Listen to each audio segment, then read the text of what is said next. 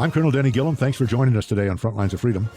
It's a pleasure to welcome to the show a guy who knows a little bit about stress.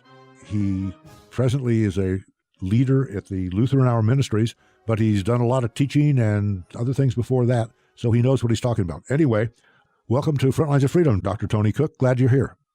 Hey, thanks for having me. Tony, obviously you are a pastor. You've done the things, the doctor of ministry and all that good stuff. How'd you get there? You always wanted to be a pastor from the time you grew up, or how'd that happen? No, I actually wanted to be an engineer. I trained to be a computer engineer back in the day when that was a thing early on. And about halfway through my training program, through different life situations that I was having, I decided that enough was enough and I needed to get back into church. And the only way I could figure out to get back into church was that if I was required to be there. So I went into the ministry because you have to be there every week.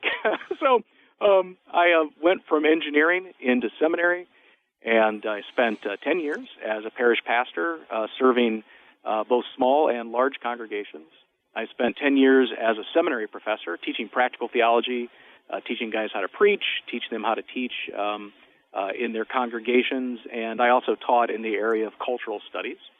And then for the past year and a half, I have worked here as the executive director of United States Ministries at Lutheran Hour. So you knew yourself well enough to know that if you didn't get somewhere where things were required, you wouldn't do it, so you set it up so that you would succeed, right? Yeah.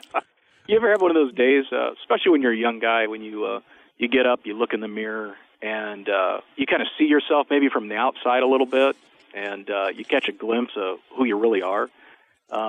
I call them moments of clarity. I had a moment of clarity when I was younger, and knew that if I stayed on the path that I was on, that my life was going to go places that it really shouldn't. So, yeah, I mean, I entered into ministry in order to find a way to keep myself in the Word and in the church. Not a very other-centered type of motivation, but I think the Lord over time used it as He took me and reformed me and shaped me and strengthened me along the way.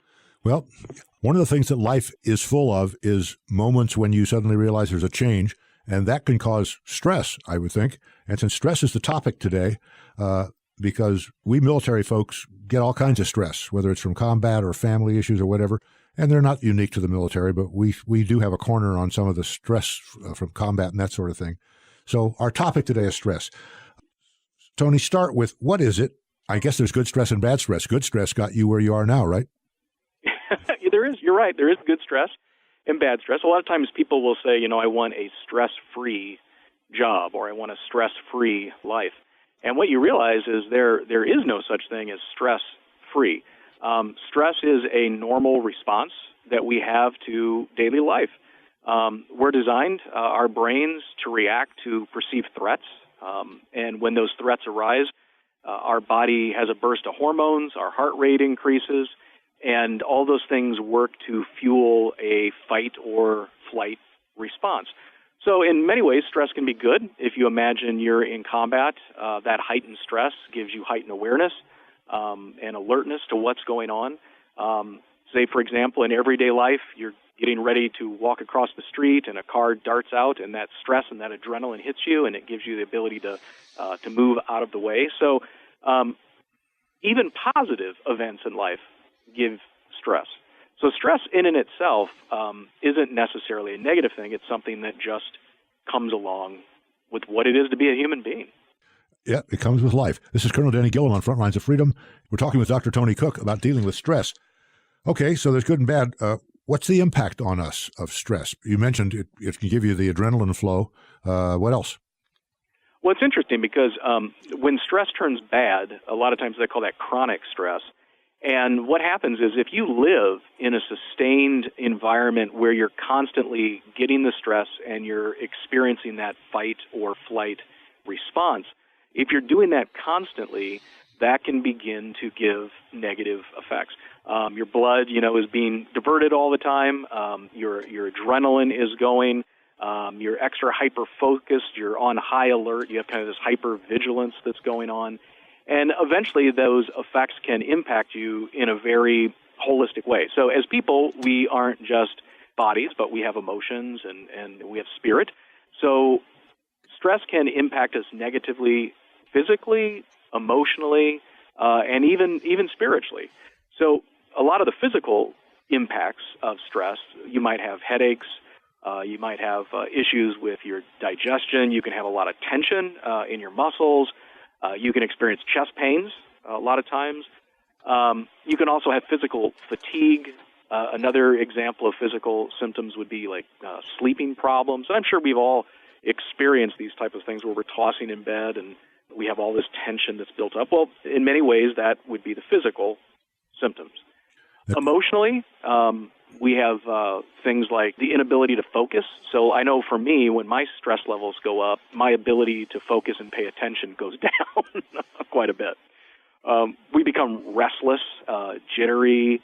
You can experience memory problems and forget kind of very simple everyday things, your calendar, what you're up to, where you are sometimes. You also start to have feelings of being overwhelmed, fear, foreboding. We can become irritable, depressed. We can become angry. So emotional symptoms, they're there, and we probably experience those. A lot of times as a pastor, though, I realized that people didn't recognize that there were also spiritual symptoms of stress. And when it comes to our spiritual symptoms, we have all of these same things but applied to our relationship to God. So it might be things like we are isolating ourselves from our social interactions with Christian friends, with fellowship, with church. We might feel overwhelmed and become depressed and begin to burden ourselves with negative thoughts. One of the biggest things I find is under stress we forget really our identity as God's children. We forget who we are. We forget that God loves us. We forget that He has grace for us. And many times we can become very harsh on ourselves as we become despondent. And as well, when we feel overwhelmed, a lot of times we ignore some of those basic activities that strengthen our spiritual nature with God, like spending time in the Word or attending worship or services. So as a human being, we experience things holistically, and those are some of the ways that we experience those symptoms of stress physically, emotionally, and spiritually. There's a lot more we could talk about this, but we're running out of time. You guys offer a class that listeners can take online, don't you? We do. One of the things that we launched this last August is an online learning platform, and you can sign up for it at lhm.org/learn. And on lhm.org/learn, you can sign up for a variety of classes. One is entitled Stress and Worry in the Life of a Christian.